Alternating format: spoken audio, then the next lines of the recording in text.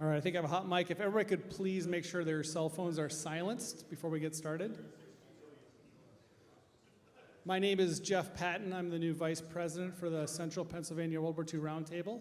Happy to be here tonight. Thank you for all your attendance, and thanks for all of our volunteers for helping out tonight. We'd like to start with the Pledge of Allegiance, so if you please rise and take off your hats and please join me.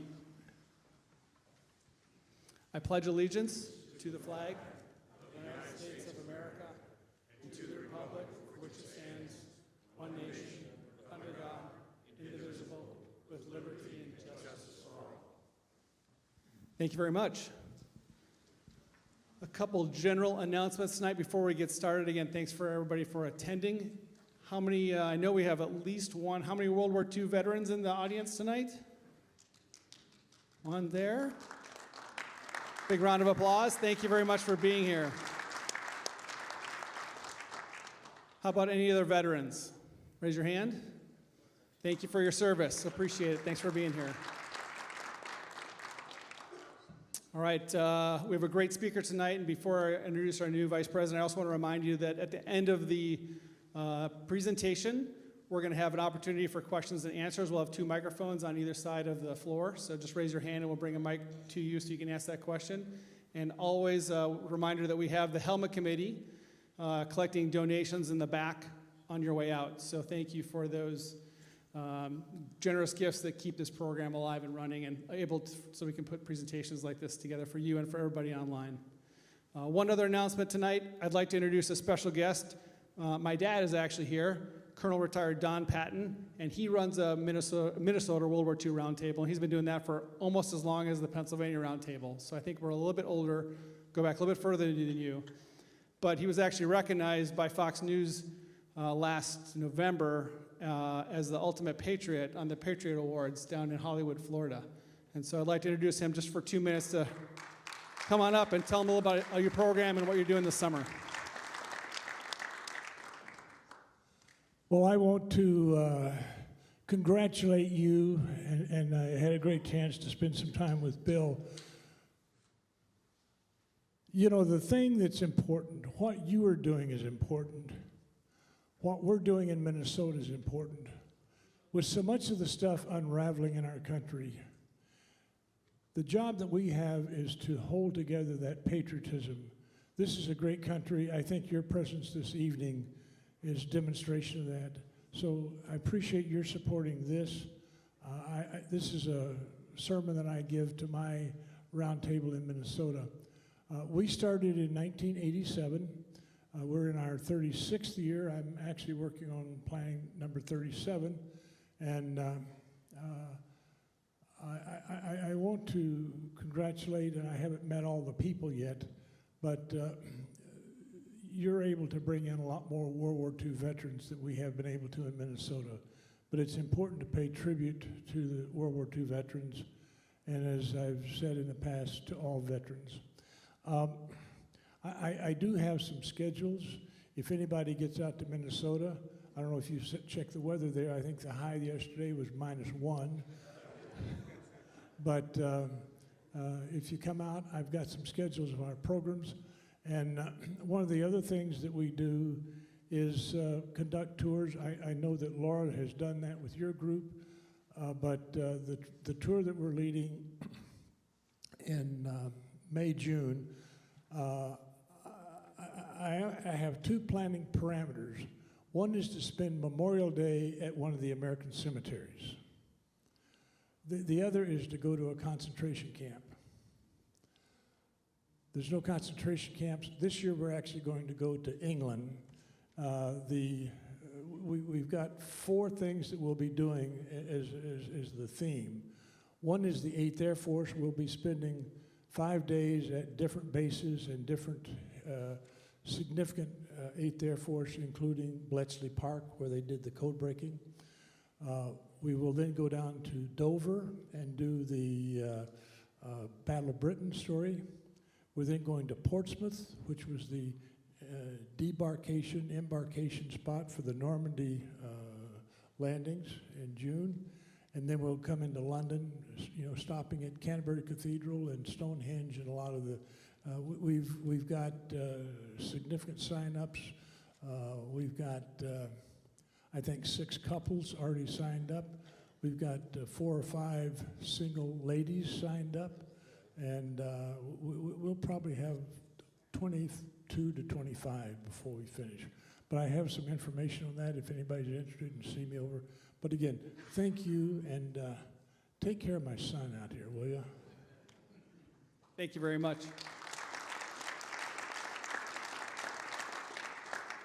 All right, without further ado, I'd like to introduce our new president of the Central Pennsylvania World War II Roundtable, Mr. Chris Huffman, Dr. Chris Huffman.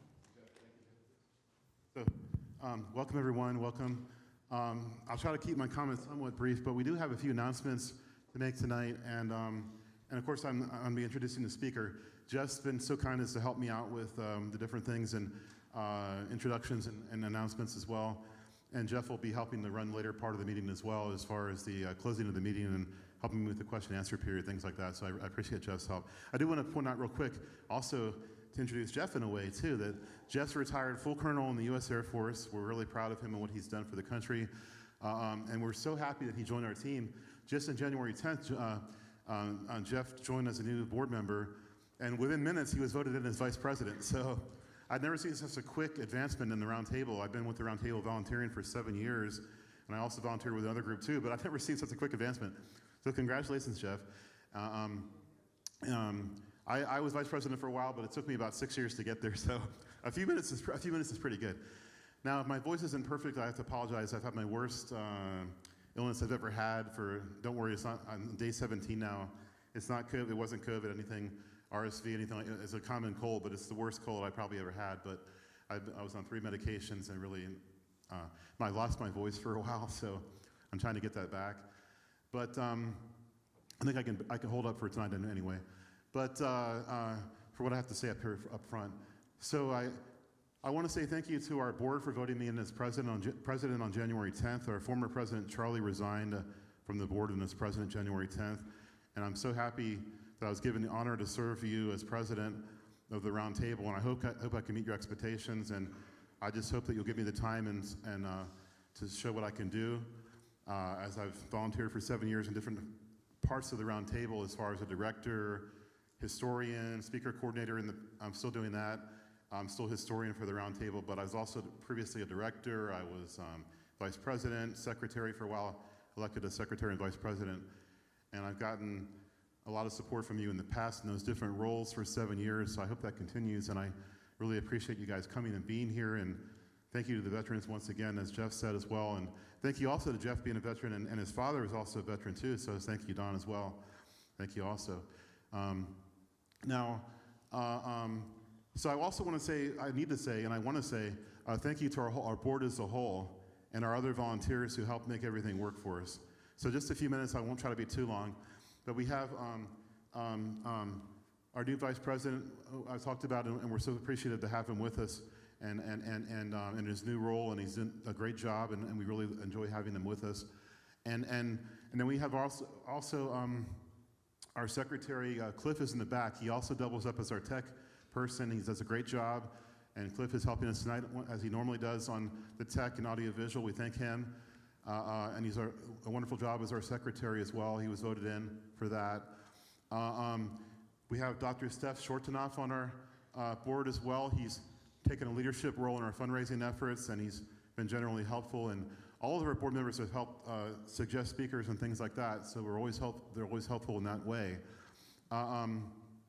We have Patty, who mans our welcome table, and she's also deeply involved with not just our veteran group, or our roundtable group, but also Scions of the 17th Airborne Division, and she helped to put together, Patty was instrumental in putting together our fall program on the 17th Airborne Division, where she found our speaker, and she found also World War II historian to come in as our special guest. So Patty gets the credit for our fall session on the 17th Airborne Division. We're happy about that.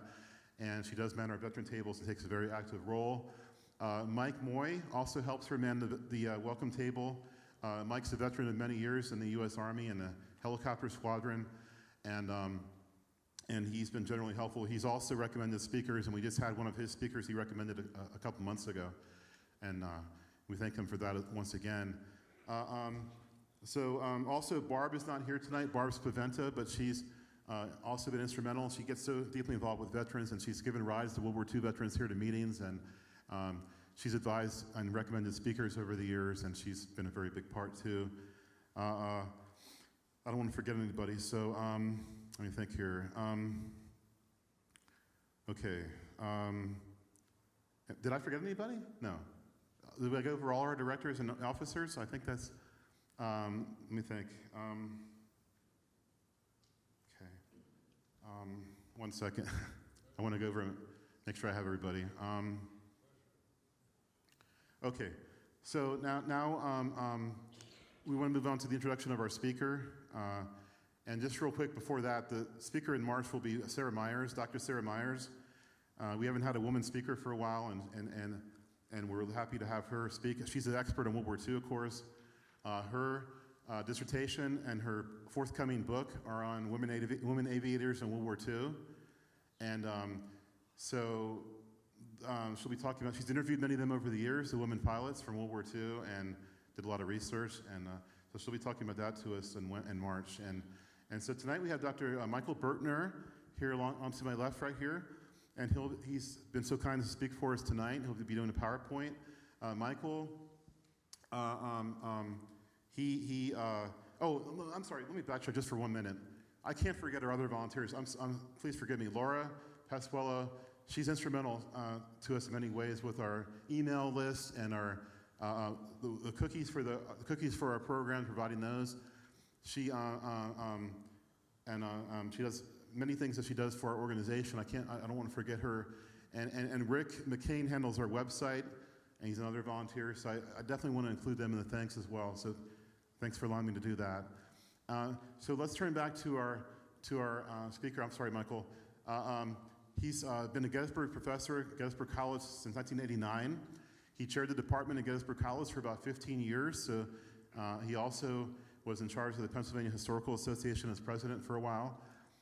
He's written many books, including on President Buchanan and President Eisenhower as well. He also, he's been involved also more recently writing books on World War II. He's an expert on Eisenhower. He's written on Eisenhower, and I already said Buchanan. And this book he'll be talking about tonight, called Democracy's Shield, was based on about 700 oral histories compiled by the Gettysburg College Library, and he was able to use those as direct primary sources for his book. Now, I need to point out also that his book's for sale, not just Democracy's Shield, but a few other books as well, ladies and gentlemen. So they'll be on the table outside, and there's also flyers in front there too if you want to grab a flyer about the books, and they'll be for sale out there at the end of the meeting, okay? So let's turn it over to Michael. He's the guy here to speak tonight, not me. So thank you, Michael. Thank you very much. Thanks a lot.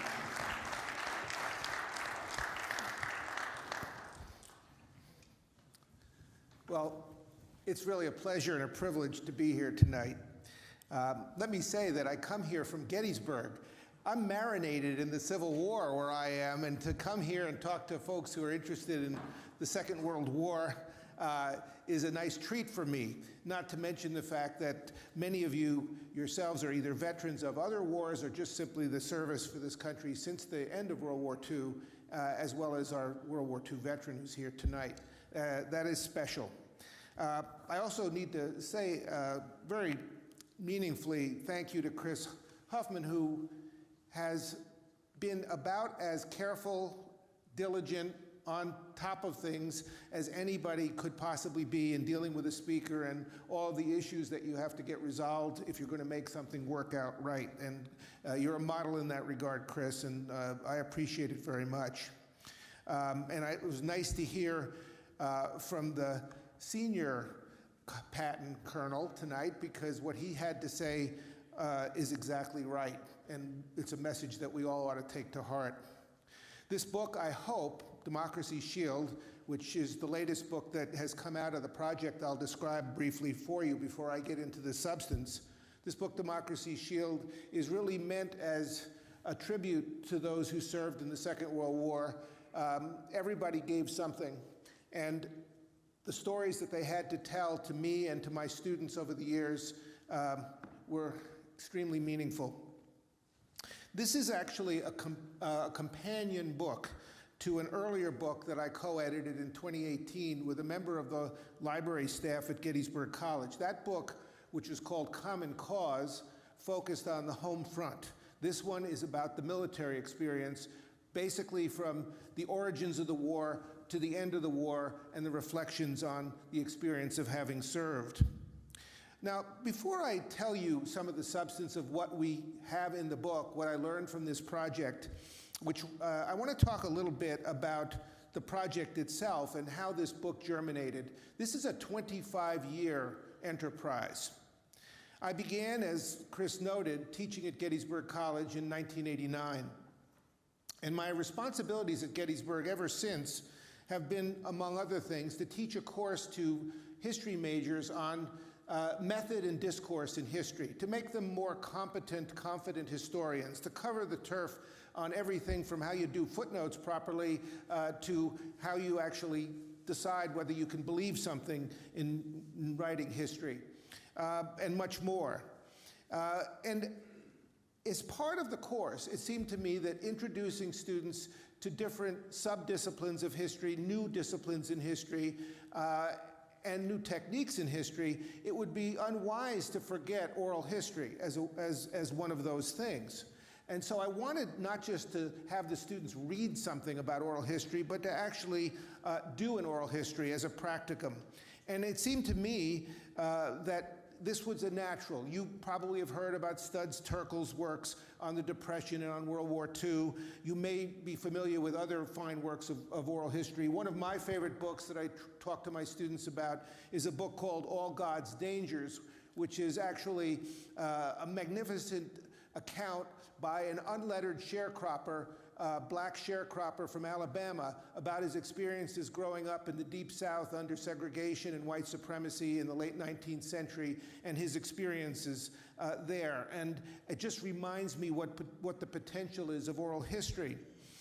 What I wanted to do in the course was to give students the experience of conducting an oral history with someone who had life experience that was worth recording. And who would be a better cohort to do this with than World War II veterans? Now remember, I started this project shortly after I started teaching at Gettysburg College, so we're going back 3 decades. By the early 1990s, it was evident that our World War II veterans were already passing from the scene. I might add that my own father, who fought in Patton's army, had died before I could interview him. And that fueled my determination to collect these stories, because once a person passes, the stories are gone unless somebody has taken the time and the trouble to talk with them at length and to record what they've had to say. And that, to me, is a real shame. I feel a little guilt that I never talked to my own father about what he did in the war. So we commenced the project, and over the course of 25 years, we didn't do it every semester, but we did it often. And we collected, before I closed the project down in 2015, close to 700 oral histories, of which I did several dozen, but the great majority were done by my students. And I might say that it wasn't just a matter of them sitting down for 90 minutes or more with these veterans, but also they were responsible for transcribing and revising these oral histories to get it right and to write a reflection on the experience that they had. I wish we could have done more than the ones we did, but that's 700 stories we've taken away and lifted out of the dustbin of history. My own final interview in this project occurred just in April of 2022 with a man that a few of you may even have met or seen in this particular program, a man named Clem Leone.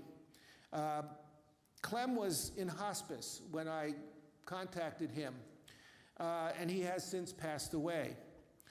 But at age 97 and considerably ill, he was as lucid and articulate as anyone could be when I threw questions at him on every possible subject relating to his military experience.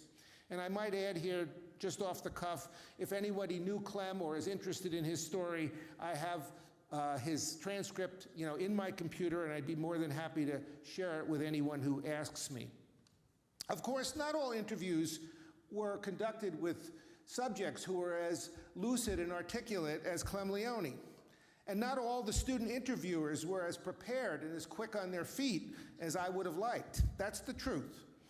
Not all veterans we contacted were able or willing to tell their stories. And I could go on at some length about the disappointments we had when we had agreed to set up an interview with a veteran and that veteran became ill or died before the interview could happen. That did happen.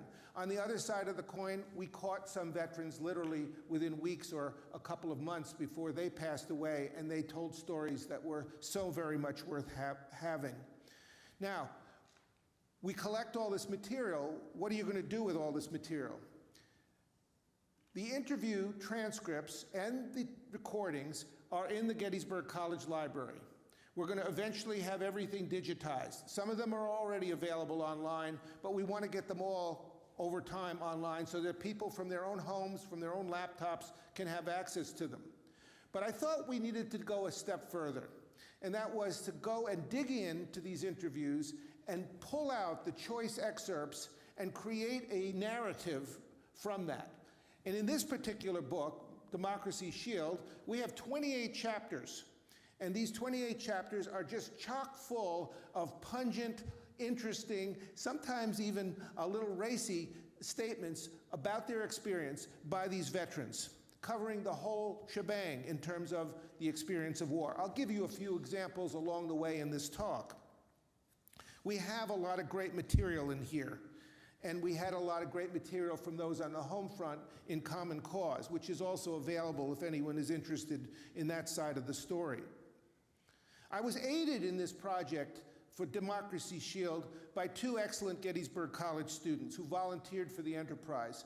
And we sat down separately, in some cases together, and read interview after interview, looking for the choicest material that we could use, prowling for good quotes, while also finding illustrations that would be essentially connected to this. So let's just see, there's the book. I actually can't, I'll get to that in a second. I'm realizing I cannot read that from here, but maybe you can see it better. Democracy's Shield is heavily illustrated with material from Musselman Library's special collections. The heart of the book is the quotes from the vets, with context provided by me in a general introduction, and I wrote an introduction to each of the 28 chapters, setting the stage for what you would read in the veterans' own voices. It really covers the gamut, including the downtime that veterans had. Yes, we even have examples of a lot of tomfoolery in their downtime, some of which, as I said, it can be fairly racy. I want to open by reading an anecdote told by one of the veterans, describing a little trouble that he had with footwear and how he dealt with it, because this will give you a sense of how veterans can tell a story. So let me read what is on your screen. This is Dexter Kimball speaking. I had a pair of boots that didn't fit. They were too tight. So I took them down to the quartermaster. I said, I want to turn these in, get a pair that fit me. He said, there's nothing wrong with these shoes. I said, they don't fit. He said, I don't give a damn, there's nothing wrong with the shoes. I said, you mean if I made something wrong with them, you would get me a new pair of boots? He said, yep, that's the way it works. So I took out my K-bar knife, which is a fairly sizable hunting knife, carved up the top of the boots, went back within 3 minutes and said, now can I trade them in? Good, done, he said. I was beginning to learn the military mind. It is a marvelous thing. So you get a sense of the pungency of some of these recollections. The next slides show some of the different things that illustrate the book. And this is not moving forward, unfortunately. So you're going to have to help me with that. There we go. Whoops. I'm not going, there we go. So here's an example of a couple of posters. We were very fortunate over the years in having friends of Gettysburg College, some of them alums, some of them not, share what was coming out of attics of their parents or basements or closets in the form of material things and posters. And this is a sideways plug to tell all of you that when you have things like this and you don't have children who are interested, you should find a repository that matters to you, whether it's your local historical society, whether it's a local college, whatever it might be, so that these things can be preserved, because they really do matter. You have the posters here as examples, one by War Bonds, one Beware Sailor. Whoops, we'll go here. Here are some other material items that we got at the Gettysburg College Library, thanks to the generosity of friends of the college. A few of you may know that there was an amazing scale of bringing books to soldiers and sailors and airmen during World War II. And one example that we have now in our collection, thanks to a gift, is a copy of Scott Fitzgerald's The Great Gatsby. It's in an odd format, but it's an entire book. It's not a Reader's Digest abridged version. So a person could sit down when they had some free time, read The Great Gatsby. You can see the helmet, you can see the first aid kit. These are the real things, the real deal, and they provide a dimension to understanding the war that you might not otherwise have. We also consulted military publications for illustrations, and here's one from the Army newspaper, Stars and Stripes, and I'm pretty sure that's a Bill Malden cartoon, and most of you have heard of Bill Malden, who is just amazing. And we have other pertinent cartoons laced throughout the book.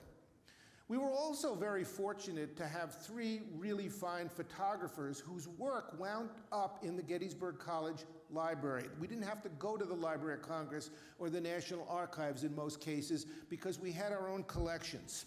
They include a man who was as a banker from New Jersey who enlisted at age 40 and fought in Italy for 2.5 years and carried a camera around with him and took amazing photographs of his experience in Italy. His name was Albert Chance. And just by a series of concatenated events, he did nothing to do with Gettysburg College, but one of his nieces did have a Gettysburg degree.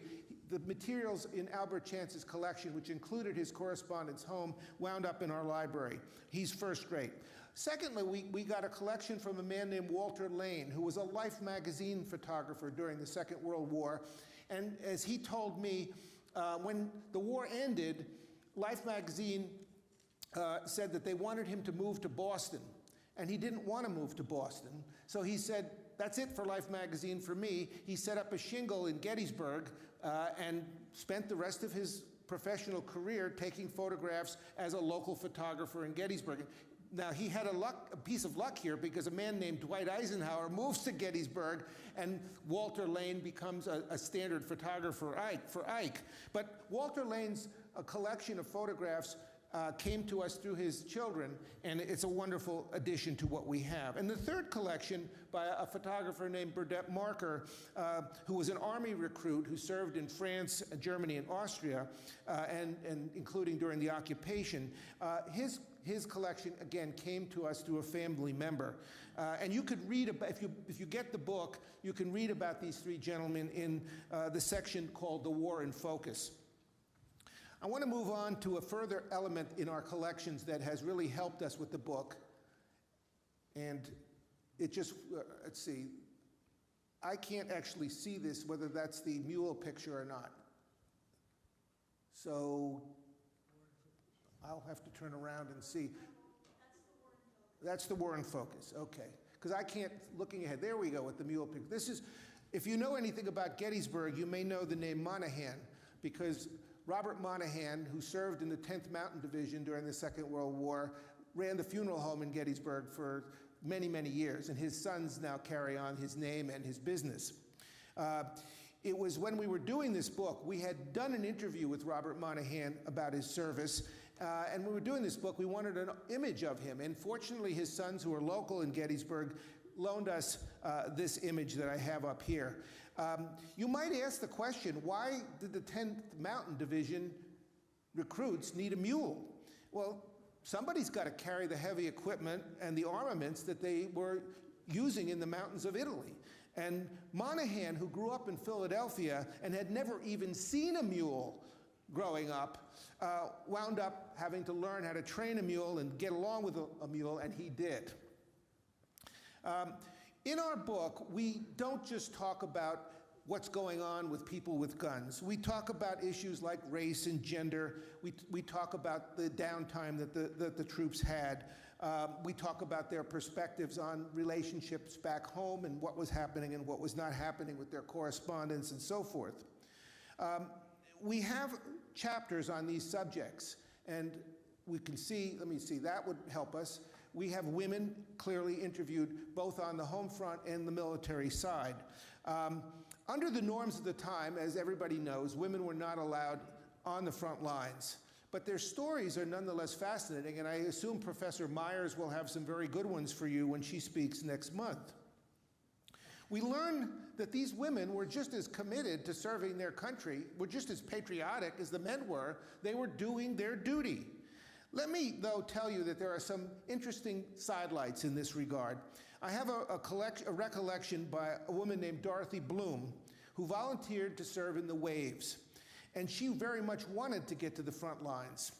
It just happens that one day when she was in Washington, the Senate was considering the whole issue of what women would do in the war. And this is what she told me when she was interviewed. We were chatting about this issue in the back seat of a Washington, D.C. cab. Suddenly, this man in the front seat turned around, and he says in this beautiful Southern voice, "Over my dead body, I'll let you girls go overseas." And it turned out he was chairman of the Senate Armed Services Committee. He was from Georgia. He was very opposed to letting girls be in any danger whatsoever. I'm afraid, she added, we were sort of overprotected in the Navy. The women who tended to get closest to combat were the nurses. And we have a number of interviews with nurses who described the experience of dealing with some pretty tough stuff. One of my favorite interviews was with a woman named Grace Colson, who served in the China-Burma-India theater. And there's a picture of her in the book, but I'm not sure we have one on this slide. She was tending to the soldiers we know of as Merrill's Marauders, as well as others. And one of the things she talked about was the prevalence of malaria. There's Grace Colson on the lower right of the screen, along with a pullout that I'm going to quote from.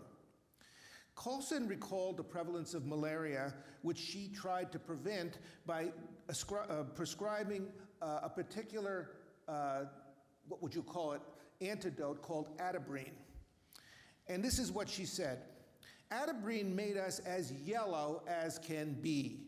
When we came home to Miami, somebody was standing nearby me and said, 'I know where you've been.'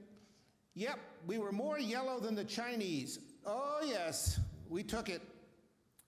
Now, one disappointment for the project, to be very frank with you, was our failure to interview African American veterans. We made an effort, it never panned out. And part of it has to deal with the demographics in South Central Pennsylvania. To compensate in some respect, we made a point of including images of African Americans in our book by making use of scrapbooks, photos, and other memorabilia related to African American service in the war, which was honorable, and in the case, as you know, of the Tuskegee Airmen, quite amazing. One of the slides we have up shows Cortland Madison and other friends, and another one shows African-American WWII recruits being sworn in at Fort Custer Training Camp in Michigan. That's on the upper left of the slide. The smaller snapshot shows Cortland Madison, along with other members of the 184th Field Artillery Battalion. Now, Democracy's Shield moves on. We discuss the war, obviously, in a basic chronological format with some movement around. The European and the Pacific fronts both get, of course, substantial treatment. We cannot forget, none of you in this audience will not know, that the war did not actually begin in December 1941, but in September of 1939. And we had in our collection, which we are using in the book, this letter written by a man named Paul Revere Jones. "War was declared yesterday," he wrote a family member. "This will go down in world history." And then he added, "Adolf Hitler is still alive." I'm not sure why he said that. But of course, for Americans, the war really didn't begin until Pearl Harbor was attacked on December 7th, 1941. There it is. You'll not be surprised to learn that very few of those we interviewed about Pearl Harbor had a very good fix on exactly what Pearl Harbor was. And let me give you an example from this book, from a New Yorker by the name of Larry DeCésaire. I know exactly where I was when the news broke, he told his interviewer. I was driving a 1939 Oldsmobile. I was on Webster Avenue and Gun Hill Road in the Bronx. We had a radio on, and the announcer said, "The Japanese have invaded Pearl Harbor." I had two other friends in the car with me, and they said, "Where's Pearl Harbor? We never heard of Pearl Harbor." When we got home, we found out it was in the Hawaiian Islands. But we had no idea they even belonged to us, you know. We didn't know we had a big naval base there. We didn't know much of anything. There's a map of Oahu. Or consider this recollection by Atlee Rebert of Littlestown, who was a student at Penn State University on December 7th, 1941. This is what he told an interviewer. Some guy ran through the dorms and said, "Where the hell is Pearl Harbor? The Japs just bombed it." We'd never heard of Pearl Harbor. He had no idea that it was even there. I had no idea. I can still hear him yelling, "Where in the hell is Pearl Harbor?" And we have a chapter that is filled with equally amusing examples of this kind of thing. Now, once Pearl Harbor happens, of course, Americans got in gear. Not everybody jumped out and volunteered to fight in the war, but a lot of people did.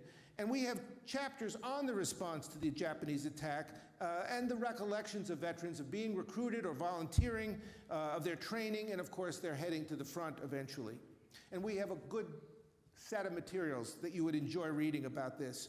One of my favorite examples, though, having to do with what happens right after you get your notice, was offered by a student at Lehigh University at the time named Edward Baskerville. He probably spoke for many recruits when he described what it was like going through the medical exam after receiving his draft notice. This is Baskerville speaking. "I had to come down from college to go for a physical in Newark, New Jersey. My family was from Glen Rock. You go through this big line of naked young men in the armory. And what next? All those doctors did various revolting things to us. At the end of the process, of course, you're sworn in.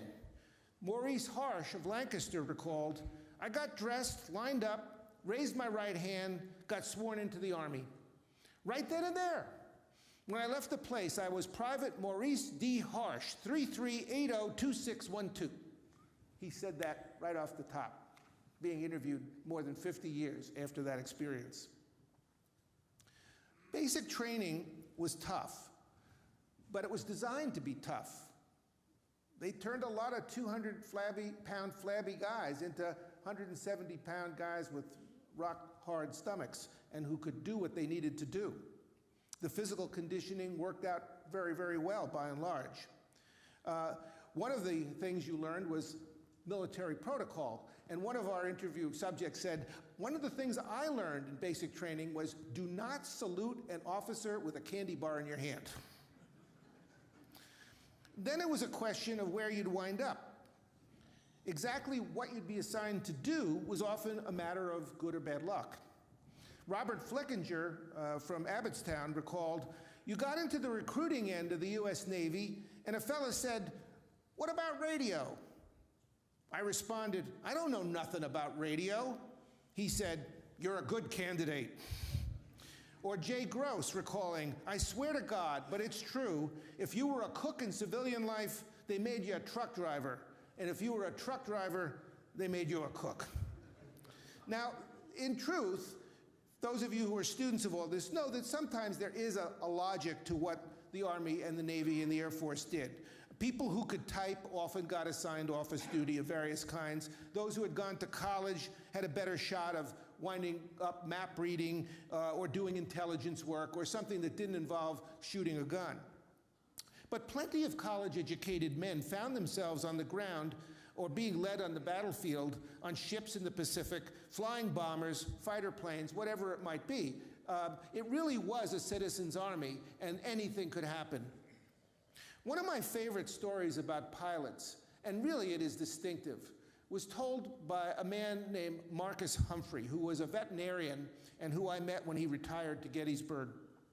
He was a native of Nebraska, a rural part of Nebraska, graduating from high school in the year 1940, and he was bored to death.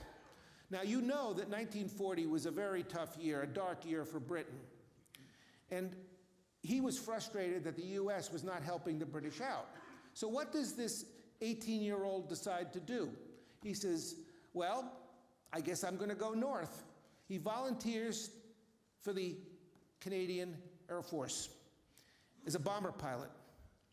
And in that role, as an 18 and 19 and 20-year-old, he flew 25 missions at a time when mortality rates for bomber pilots, as you probably know, were extremely high. But here's the twist to this story, and it made me laugh out loud when I interviewed him. On about his 26th mission, he comes back into the airfield, and as he's getting out of his plane, he's greeted by American MPs. This is in England. They arrest him. And he says, "What are you doing?" And they said, "You're a draft dodger," because he hadn't answered his draft notice back in Nebraska. So I said, naturally, "What happened?" He said, "Well, I worked out a deal." I said, "How about this, gentlemen?" And he, of course, has to run this up the line. He said, "What if I wear an American uniform and I fly the plane that I'm flying now, so I don't have to go through any training to fly an American plane? Will you let me get out of the trouble you say I'm in and continue to run bomber missions over Germany simply with my old plane, but a new uniform and a new insignia on the plane?" And they did agree to that. He flew another 28 missions, and he came through unscathed. It's really a remarkable thing. And he wrote a memoir, which we have in the Gettysburg College Library, and the title of the memoir is, "Boy, Was It Fun." I'll tell you. Democracy's Shield attempts to capture the words and the reflections of a wide range of those who served. Soldiers, sailors, airmen, Seabees, merchant marines. We tried to get as many different aspects of the war experience as we could. What we have up on now is an image of a wonderful man named Ab Rainbow, who, like Marcus Humphrey, I met in the Gettysburg Rotary Club. He was a fighter pilot in Europe, and on the wing of his plane, that's the name of his wife, Anna Louise. Ab and I became good friends over the years, and I interviewed him several times. There's a photo of Ab and me in the back of Democracy's Shield, taken on one of the days I interviewed him in the year 2012. After he passed away, I commented to his son that I had seen lots of photographs of Ab Rainbow, but I had never seen a photograph of him smiling, including the photo he took with me. And his son laughed, and he said to me, "Well, that's because the only time my dad would ever smile was when he was in the cockpit of his plane." And then he showed me a photograph taken 50 years after the war ended, 1995, and his father got to go to an air show and get into the very model of the plane he had flown as a fighter pilot for 3 years in Europe. And there he is, Ab Rainbow, smiling with a wide smile. I never saw him smile otherwise. The next image that I wanted to show you is a special one to me, and again, to those of you who've been coming to these World War II roundtable events, maybe it's recognizable to you. That's Clem Leone. On the left, he is, of course, in his uniform. On the right, he's also with his uniform next to him more than 60 years later. Clem, as I said, was the subject of my final World War II interview. He was a radio man and a gunner on a B-24. He was shot down on his 6th mission, and he spent 7 months in a POW camp. I talked to him about all of this. I found his memory and his capacity to tell his life story nothing less than awe-inspiring. And you can find some of his tale in Democracy's Shield, and then the whole interview, of course, is in our library. Now, let's be frank, war is not pretty. War is scary. War can be horrible. You know the phrase, war is hell. You can imagine the fright involved in being over Europe in a bomber, having all that flak coming at you. It's like they can't miss. The question is, do they hit something that's going to pull you down? Or being on a ship facing a kamikaze attack in the Pacific in late 44 or in 1945. It's not a day at the beach. And some of those interviewed describe what that fear was like. Some of them described the injuries that they suffered.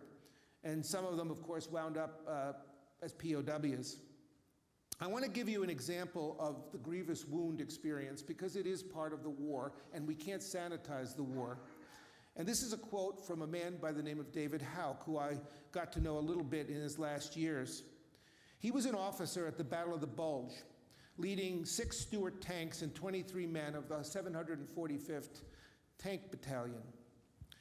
On Christmas Eve, 1944, a mortar blew off his leg.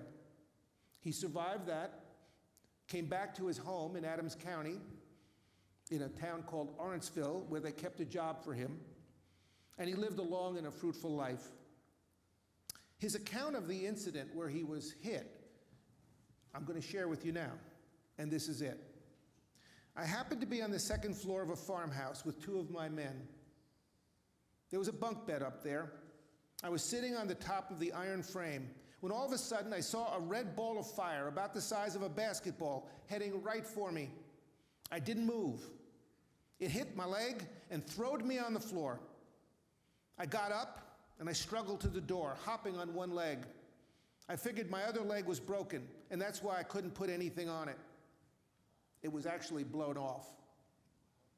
Or consider the story of another veteran of the Battle of the Bulge, Harry Fance. And for those of you who are also interested in the Civil War, the name Harry Fance, P-F-A-N-Z, might be familiar because he was a park historian in Gettysburg and wrote wonderful books on day 1, day 2, and day 3 of the Battle of Gettysburg.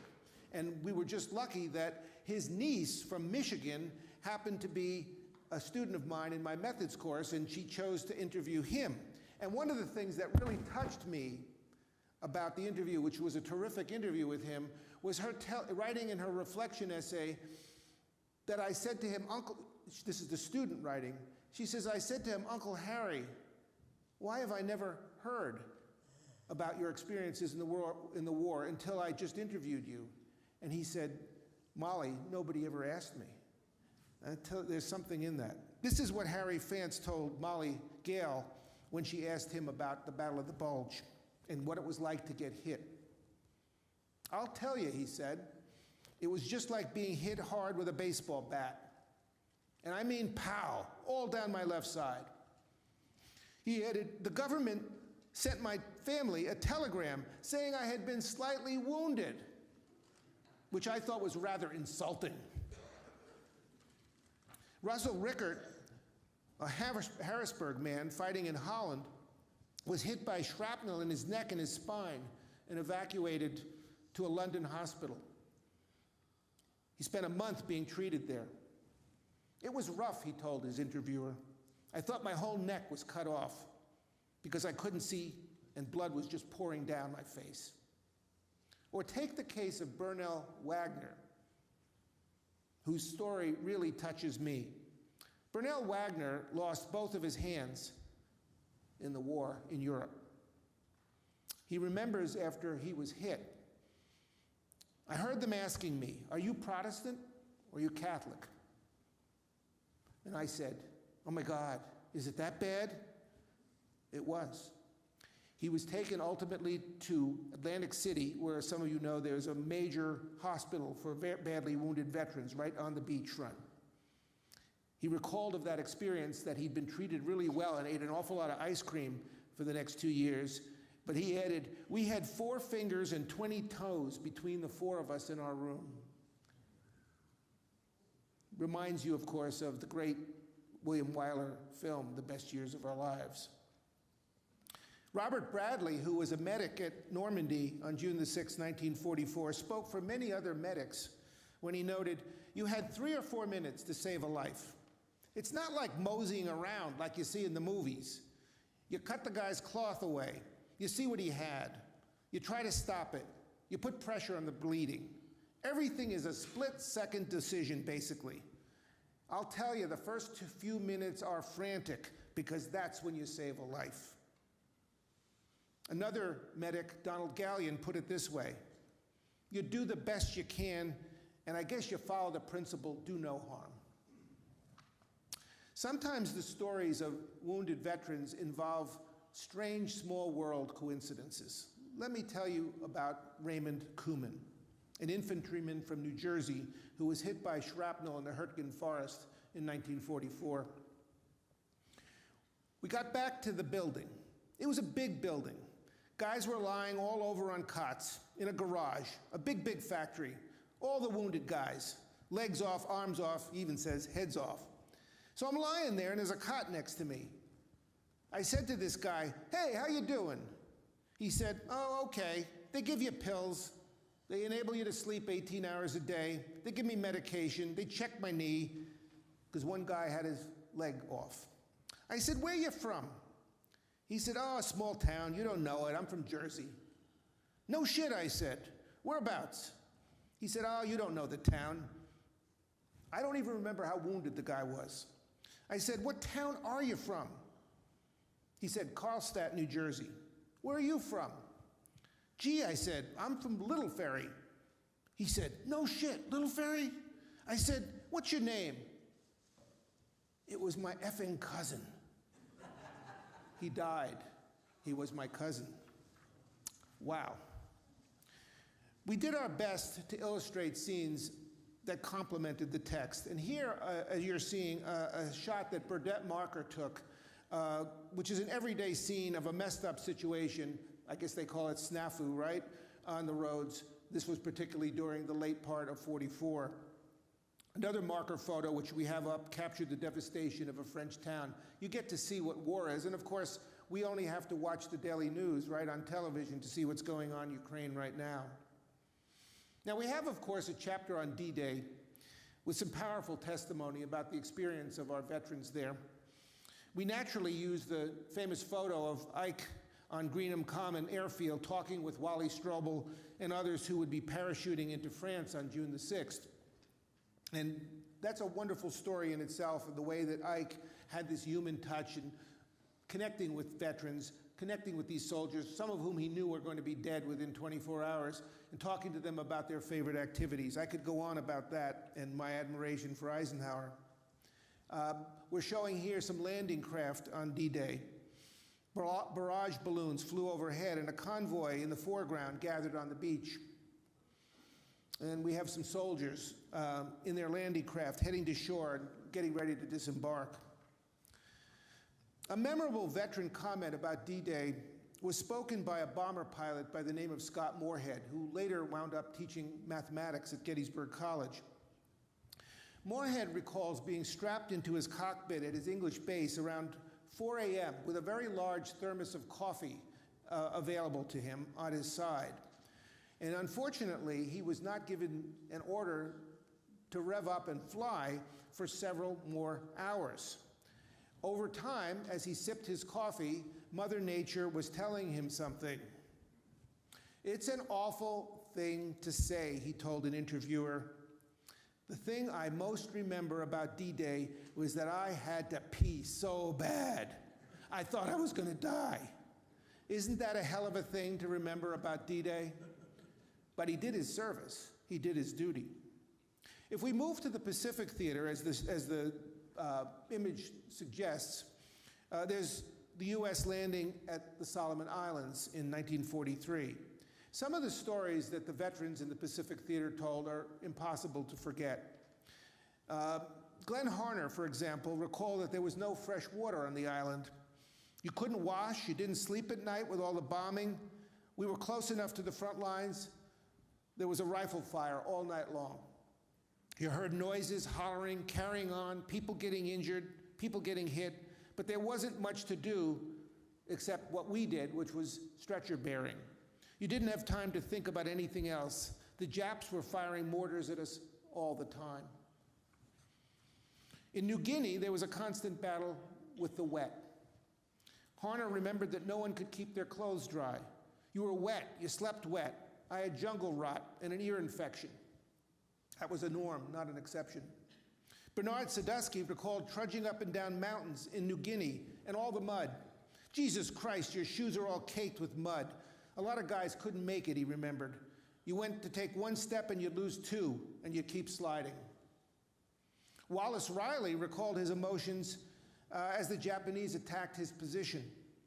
You can't think, he said. You can't hear. It just hits you in the belly. You felt as though you had to do something in response. In my case, I went to my submachine gun and I fired away. You knew you couldn't hit him, but it gave you something to do. On a ship attacked by kamikazes, Harold Noble recalled that when the lights came back on, a lot of the guys were down on their hands and knees praying. Guy Mitchell recalled kamikazes, quote, crashing into ships all around us. In one case, he tells a really touching story, or at least one of a very close call. A kamikaze had a bead on his ship. His mates were yelled at, "Hold your fire! Hold your fire!" The kamikaze's coming straight at them. But they had to hold their fire because an American plane was on the tail of the kamikaze. As Mitchell recalled, he shot him down a moment before he hit our ship. Others weren't so lucky. One sailor, a man named Leo Jarbo, was serving on the USS Callahan, the last U.S. destroyer sunk by the Japanese kamikazes. That was July the 29th, 1945. The ship was just off Okinawa at the time it was attacked. Jarbo, like most of his mates, was forced into the ocean, and he swam and bobbed for 6 hours before being rescued. The ship eventually sank, and 47 of his sailors, his fellow sailors, lost their lives. But this is what he told an interviewer. Was at one point that I was scared when I was swimming toward the rescue ship and the screws were repulling me back toward the ship. I thought I was going to get caught down in the screw, but then they reversed the engine and kicked me back out at the very last moment. That was as scared as I ever got, because I thought, I'm going down. You know, the ship's screws are right powerful. Many veterans that we interviewed recalled close calls, whether from flak or shrapnel, the horrendous examples, which are not just in the movies, of being somewhere surrounded by two mates and having both of them killed right by your side, some of them in the most gruesome ways. One radio man flying over Germany, a man named Raymond Spar, recalled being in heavy flak trying to get home for 17 straight minutes. And then he told the student who interviewed him, "Let me say, that is a hell of a long time to keep pissing your pants." And that's the truth too, believe me. Another story, a little less concerning, but still interesting in its way, is by Howard Hudson, who was a fighter ace in the Pacific Theater. There he is on the screen. He remembered when he was strafing parked Japanese planes on the edge of a runway. He could see that a Japanese pilot was taking aim at him. I heard this sound and I felt a sting in my left butt, right above the life raft, which formed a part of the cushion for the bucket seat in the plane. I was looking for blood, no success. Finally got back, landed on the carrier. The captain hopped on my wing and saw a hole in the fuselage and said, "Howard, are you all right?" I said, "Yes, I think so." I stripped down to see if there was any requirement for a Band-Aid that might qualify me for a Purple Heart. But all I found was a bruise the size of a dime. No blood, no Purple Heart. And he laughs. Now, of course, this is a very famous image. You're all familiar with it. Douglas MacArthur wading ashore at Leyte in the Philippines on October the 20th, 1945.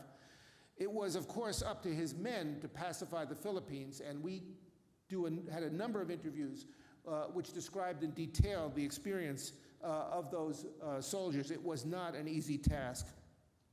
I'm going to skip ahead now to the POW experience because that was part of many veterans' memory. Robert Bradley recalled staying in a boxcar until morning, and then they let us out, lined us up in pairs, and handcuffed us. Then all of a sudden they got us up on the move in double time, meaning we had to run. The few belongings we had, we carried on our backs, and they ran us up a dirt road handcuffed, and the guard were German young people. I knew at one point I got so angry I was ready to take off through the woods. I thought I could probably dodge the bullets, but then the dogs might get me, so I didn't do it. My attitude from the beginning, he told an interviewer, was that I was going to make it home. I understood there was not much chance for an American soldier, unless he knew German quite well, to escape. And then, of course, there are the veterans who experienced the liberation of the death camps. Richard Thompson recalled smoke coming out of the chimneys, and there were still clothes lying around, gold teeth and babies' clothes. Whitfield Bell recalled cleaning out the camps. I knew then that everything said about the Nazis was true. Nothing that I had read was as bad as what I saw. George Wire, in an engineer battalion that came to Dachau, saw walking corpses, hundreds of them. The one thing I regret, he said, is that I took a lot of pictures at the time, but when I got back home, I gave them away. And now that I think about it, I'm glad I did. I didn't want the memory of it. Children, families, stacked up like cordwood. Nathan Klein remembered bringing candy and gum to the camp near Trier, Germany, and handing it to the former prisoners. They were saying, "Do you know my cousin in Chicago? Do you know my family in New York?" They were looking ahead. Robert Zold, who liberated Mauthausen camp with others, observed, "You have to see it right in front of you to get the impact of what it is. How horrible. It's the worst sight." Now, not everything was grim. I have a picture here for you of Peter Shevchuk and his friends who were enjoying some downtime in their training camp in Virginia, drinking beer. And there were certainly plenty of moments of relaxation with a cold drink while on leave. Here's another great image of soldiers having a good time. And we have another one coming up, too, with dances and other recreational activities. That was part of the World War II story, for sure. And there were hijinks as well, with the crossing, for example, of the equator ceremony. And some of you are familiar with that. It's a kind of hazing ritual for those who are crossing for the first time. Before you cross the equator, you're a polywog, and afterward, you're a shellback, and you get a certificate. Larry de Césaire recalled, "When you cross the equator, you go through this initiation. They build a pool out of vinyl. They fill it with water. They put a seat there. The seat faces Queen and King Neptune, but they're both men. Then they give us this foul-tasting whatever it is in our mouth, and they tilt you back and throw you into the pool backwards." Now, this particular image is not in the book, and I'll be straight with you about why it isn't. Coca-Cola would not let us run it. And they didn't give us any explanation. I think it's a little bit of they just had the arrogance of power. They wouldn't have lost anything, except they lost good advertising, but they wouldn't let us run it, so that's not in the book. And I love the picture. Now, I could talk to you at length about V-mail, but instead I'll just show you that's an example of a V-mail. And, of course, there were packages that kept morale up. Everything from homemade cookies to warm beer, and we have some really funny stories about the people actually sending bottles of beer across the ocean to people in the Pacific. And you know what? It was appreciated. The war ends, of course, with the atomic bomb. Japan's capitulation sparked celebrations everywhere in the United States and everywhere on the ships at sea. The ceremonies in September and October 1945 closed it all off and led to the occupation. Let me say there was complete unanimity among the soldiers and the sailors about the dropping of the bomb. Thank God for the atomic bomb was the general attitude, and that would be an attitude that these soldiers and sailors, by and large, kept for the rest of their lives. Everybody wanted to get home as soon as they possibly could. But the point system existed and frustrated some of them. Clem Leone, who'd been on 6 missions in tough times, who'd been a POW, he still can't get home for another 8 months because he didn't have the points. He hadn't done enough by the system. But the government, of course, knows that these guys want to come back, and the job of the top officials in the military was to get as many home as fast as they could. But first they had to pay their respects to their fallen comrades, and they do that. Let me close by noting that we asked as often as we could, the veterans to reflect on what they'd experienced. Their reflections were much more varied than their responses to the dropping of the A-bomb. Some of the veterans found the war a valuable experience, an adventure, a widening of perspective, and said that. They were grateful for it. One veteran, John Zinn of Gettysburg, spoke for many when he said the war, quote, made me appreciate my freedom and the fact that it is great to be an American. Robert Flickinger said, military service taught me to appreciate life. An Army chaplain named Harold Dunkelberger observed that there was a feeling of the rightness of the cause, despite the darkness of the way it was done. And some of those who were interviewed talked about how fast they grew up as soldiers or sailors, and how international minded they became as a result of their service. Others had less happy reflections. A concentration camp survivor we interviewed named Henry Simmons said, the story would be nice if it was a happy story, not mine. Other veterans recalled post-traumatic stress and some of the difficulties they had readjusting to life back as civilians. And it could be very tough on their wives. Some of them simply could not discuss the war 50 or 60 years after the war and after their experience. They would have an interview and then they would say, this part of the interview is off limits, I can't talk about it. Paul Baird, who did talk about it, he was on a bomber plane, said, I wouldn't want to live the war again, but I wouldn't want anyone else to have to live it either.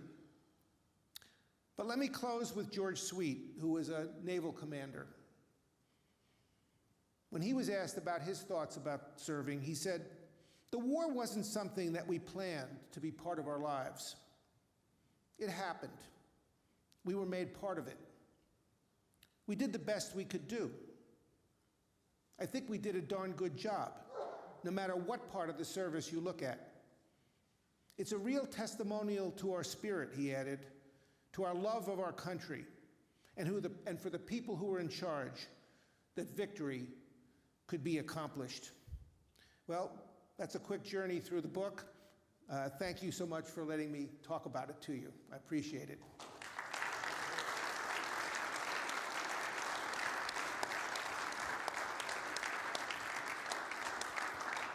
Thank you. All right, we have a few minutes for Q&A, so we'll have a mic on this side of the room and a mic on that side of the room. Right here. In those 700 or so interviews you did, or through the college, was there ever an opportunity to interview a former German Wehrmacht member? Yes, sir. The answer is we interviewed about a half dozen members of the Wehrmacht. We didn't think it was appropriate to include them in this book, but without any difficulty, if it was something you were interested in, we could get you some names of these individuals, all of whom, of course, had eventually come to the United States and settled in the United States, married American women. But we have about a half dozen of them. And their interviews are good. They're interesting, but again, they're not in the book. So we do have them in the collection.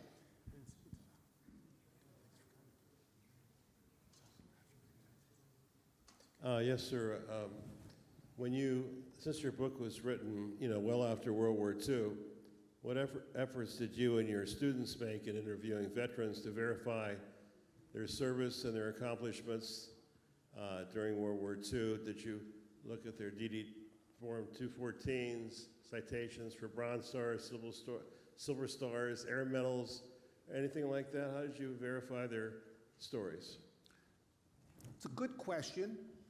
I don't think we made a point of getting to verify stories. Now, many of these veterans showed documentation to the students when they were being interviewed. I can't tell you they all did, but I would say a good percentage of them had scrapbooks, had medals, had other things that would verify their experience. Human nature is variable, and it's always possible somebody made up something, but I read all of these interviews twice, and I have a, smell test to something that doesn't sound right, and one of the things I would emphasize, sir, was how modest these people were, even if they did things that you and I would consider to be beyond the call of duty. And they were very frank about what worked for them, what didn't work for them, and they didn't claim anything that I thought was especially out of bounds for somebody who had served in combat. So I would say I would prefer to take a positive view that people did not lie. I'm going to hope that that was true, but I can't prove it. We have a question here. Yes. Did you have the opportunity to interview any servicemen from the South Pacific Allies, Australia or New Zealand? We did not. We did interview a number of war brides from Britain, and we have about a half dozen war brides from Britain interviews for the Homefront book, but we did not interview any of the Allies. And I got to Australia. I've been to Australia now 7 times, and I got there a little too late to be part of an oral history program there. The World War II vets had largely passed away, so I don't have them on my own experience, and I'm disappointed we don't. We did have people who, of course, were based in the Pacific, in Philippines, in Australia, in New Guinea, in New Caledonia, etc. But no, the short answer to your question is we did not get to do that.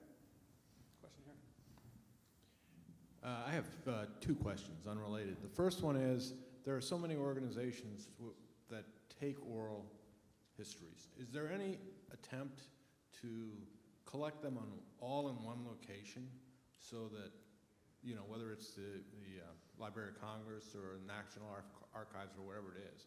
And the second question is, you had a slide up there that said the Japanese surrender in China in October 1946, and I'm curious about It should be 45. Oh, It should be 45. 45.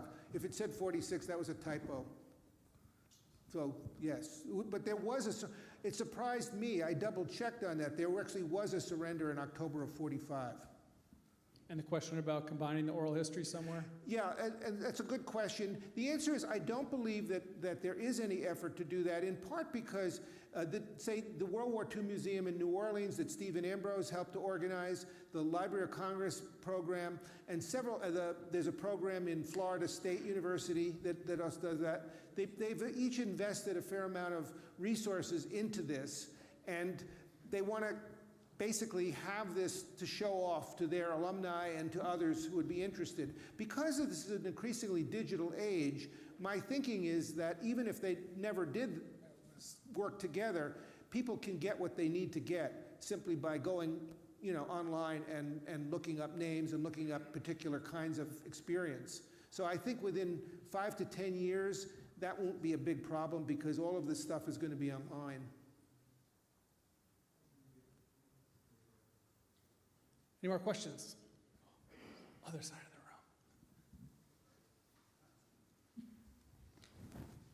the room. Thanks. Did any of your people ever interview any of the Ritchie boys? No, although one of the students, I taught for a number of years, I taught a World War II seminar, and one of my students who lives out in that direction, west of Gettysburg, did his senior thesis on the Ritchie boys. And interestingly enough, even before the 60 Minutes did the program on the Ritchie boys, this young man, we have a repository at Gettysburg College of excellent student work called the Cupola, which makes it available online for anybody who taps in. And this young man's senior thesis at Gettysburg has been viewed more than 3,000 times. And I'm sure even more since the Ritchie boys program was aired. But the short answer is I don't believe we did interview any of the Ritchie boys, but we have a really nice paper in our collection about them. Yes, sir. Have you ever thought of having a volume 2 to your book? Because my son, Dr. Christopher Huffman, is the president now here. He has interviewed, and this organization has interviewed many wonderful heroes of World War II, and they've told their stories here in these presentations. And they're wonderful presentations, and I think that since all the World War II veterans are dying off, I think this is sort of a last chance to get some of this information out there that people would enjoy reading and hearing about. Thank you. Yeah, I mean, I think it's interesting you say that. The key would be, what is the record keeping for these words that were expressed in these talks at this program? Do we have a documentary record of what they said? Because they had taped interviews and they had in-person interviews, and they showed documentation, pictures, photos to verify their stories. it's a book waiting to happen. It's a book waiting to happen. Absolutely. Question up here. It's not a question. If you read the book Troop X, it's about the British almost equivalent to the Ritchie Boys. I haven't read it, no, but I'm glad to hear about it, and I'm not surprised. I mean, interviewing German POWs can yield a lot of good information if you do it the right way. So the British were not behind us in terms of that. They were very smart about it. So what you say is news to me, but not surprising to me. Question in the back. Just to follow up on the Ritchie Boys interview, I didn't realize it until I was watching the 60 Minutes segment on that a few months ago. And my wife said, "I think your dad was a Ritchie boy," and he was. Wow. We found the certificates and all that good stuff, and then we found his Bronze Star from, different activities and so forth. And it took many years for them to get the recognition for that, right? Right. Well, he never told us. He didn't talk about it too much. And he has some pictures of liberating one of the camps. And as you know, as a Ritchie boy, he was fluent in German. Well, he was born in Berlin in 1916, right in the heart of World War I. So he was fluent in German. When he came here, he was 9. And when he went over there, he became a Ritchie boy. Anyhow, he has a picture, or a number of pictures he never showed us. And my cousin feels as though, and she did some interviews, that he was on the bullhorn liberating one of the camps. And I have a number of photos you won't soon forget that he never showed us. But that's why I was interested to see if you talked to any of the Ritchie boys. That would have been Yeah, and I'm sorry we didn't. I will say, too, that one of the things that kind of made me smile was how these folks who were told that what they were doing was confidential really kept to it. So I once interviewed a woman who was involved in censorship. And so I said to her, tell me what was in these letters that you were censoring. And she said, I made a pledge I would never say what I saw. I interviewed her 60 years after she had been a whack doing that. Did you have a question, Colonel? I did, sir. The question earlier was about I'm going to use the word dispersion of oral histories. I know that the University of North Texas did an extensive interview of prisoners of the Japanese because of the USS Houston being captured, and also there was an artillery National Guard unit that was captured at that point. So they did tremendous, and several books have been published by them. At the University of Minnesota, which I have some connection to, my co-founder, Dr. Harold Deutsch, interviewed all of the German leadership at Nuremberg. Those are in the archives at the University of Minnesota. My question is anybody trying to make a master list of where all of these oral histories and other resources are located? I don't know the answer to that question. The question was, is there any master list of all the oral histories that have been organized in different repositories? But I'm going to guess that the people who are running the oral history programs at University of North Texas, University of Minnesota, and other places, University of New Orleans and the World War II Center, that they talk to each other regularly and that they have some sense of coordination of who has what, so that when questions come in, if they don't have that particular kind of documentation, they can tell you where to go. I mean, here's a thing to remember. 15.7 million Americans wore the uniform. And while we are proud of having collected what we've collected, it's a drop in the bucket of the experience of World War II. And all you can do is say, you do the doable, right? It's a shame that the veterans themselves really were not interested in telling their stories until the 1990s, when we get the combination of Saving Private Ryan, Band of Brothers, and The Approach of Mortality. And then people started opening up a little bit. But we missed a lot. Like my dad, we missed a lot. I would mention that AHAC over there in Carlisle, next to the Army War College, the Army Historical Education Center, has a vast repository of oral history. So that's one location that people can do some research at. Absolutely. Any other questions? Okay, well, with that, then we'll wrap up. Thank you very much. You've been very patient.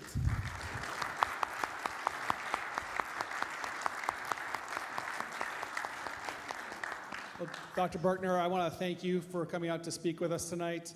I do want to, really put a human face on, what we talk about every month on warfare, and it's something that we don't always get to experience. So thank you for bringing that to us tonight. It reminds us of the humor and the horror and the hostility and the humanity of warfare. So thank you for that. I'd ask two things of the audience. First of all, if you know a veteran, ask them some questions, take some notes, write it down, ask if they have pictures, try to preserve that history. And for all the people that raised your hand earlier that said you're a veteran, please speak up and be willing to share your story so it's not lost to history. So on behalf of the Central Pennsylvania World War II Roundtable, I present to you with this highly coveted gift. You can buy these on eBay for about $4,000, I think. So if you don't want to keep it, you can sell it. But it's our own little coffee mug. So, sir, thank you very much. I appreciate it. Thank you very much. I'll drink it with pride. Thanks a lot. And I also want to remind our guests that there'll be autographed books in a few minutes out in the lobby for both of your books, right? And my book on Eisenhower, too. Okay, so all three books. And a last reminder, on your way out, we have the Helmet Committee. So please be generous with your donations. Thank you. Anything from the President? Thank you very much, Jeff.